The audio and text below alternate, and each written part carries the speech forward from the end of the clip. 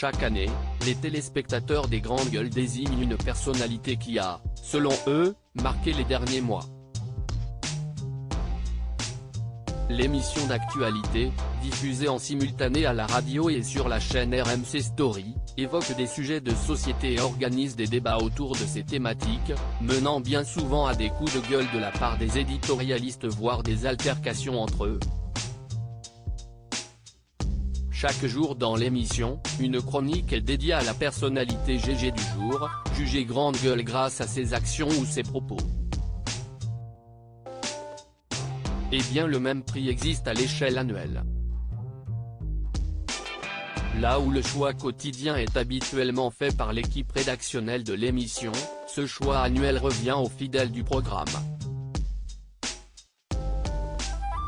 Ce lundi 12 décembre, les présentateurs Alain Marchal et Olivier Truchot ont donc annoncé à qui ils accordaient le prix de la grande gueule de l'année 2022.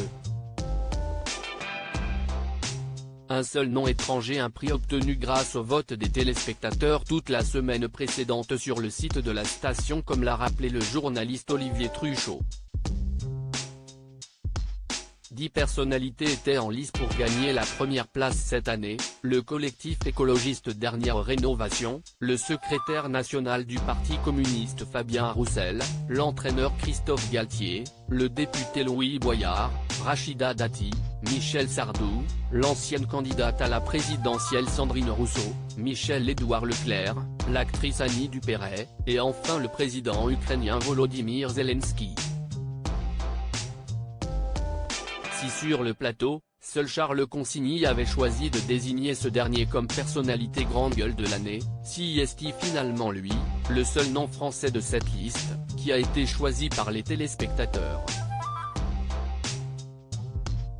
Un trophée pour celui qui incarne la résistance.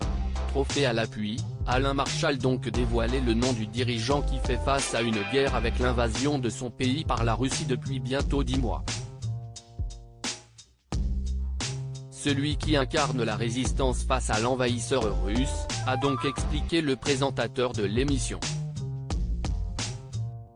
L'année dernière, c'était Stéphane Bern qui avait remporté ce titre. À l'inverse de Volodymyr Zelensky qui s'est démarqué pour ses propos et ses actions belligérantes, CIST son engagement en faveur du patrimoine historique et architectural français qui avait valu à l'animateur de France Télévisions d'être récompensé par les téléspectateurs.